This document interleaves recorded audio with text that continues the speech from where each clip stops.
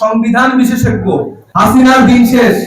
সেই লোক, সেই মহিলা দিল্লিতে বসে বসে এখন নানাভাবে আমাদেরকে হুমকি দেয়। আপনারা যারা এই ঝড় বৃষ্টি বাদল ত্যাগ করে এখানে বসে আছেন, যারা জুলাইতে সবাই মিলে নেমে এসেছেন, তারা কি এই মহিলার হুঙ্কারে ভয় পান? ভয় পান? আমরা ভয় পাই না।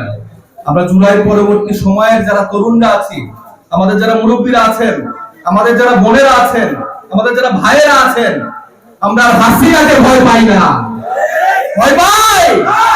আমরা হাসিনাকে ভয় পাই না। হাসিনার দিন শেষ, কিন্তু হাসিনার যে বানানো ফ্যাসিবাদ, যে কাঠামো, সেটা কিন্তু এখনো রয়ে গেছে। হাসিনার বদলে এখন অন্য আরেকজন ভাই হওয়ার চেষ্টা করছে হয়তোবা।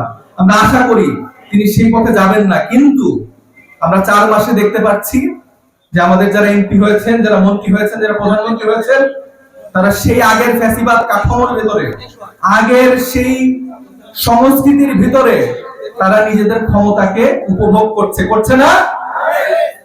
শিলং থেকে একজন বিশিষ্ট সংবিধান বিশেষজ্ঞ বাংলাদেশে এসেছে, চেনেন তাকে?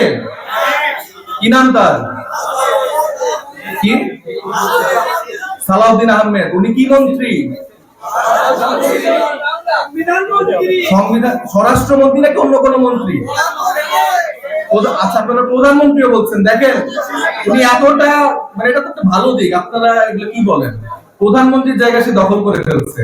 তার নিজের মন্ত্রণালয় বাদে তিনি অন্যান্য সব মন্ত্রণালয়ে তিনি নাক গলান এবং সংসদে বসে বসে অন্যান্য মন্ত্রীদের উত্তর তিনি দিয়ে দেন। তাকে কি এটার দায়িত্ব দেওয়া হয়েছে? তাকে কি দায়িত্ব দেওয়া হয়েছে? দেশের আইন শৃঙ্খলা রক্ষা করার দায়িত্ব। প্রতিদিন গুম, খুন, হামলা, এই 100 দিনে 1000-এর উপরে মানুষ হত্যা হচ্ছে, আর সে বসে বসে তার ছেলেকে বিসিবিতে খেলাধুলা করাচ্ছে। এটাকে সহ্য করা যায়? এটা সহ্য করা যায় না।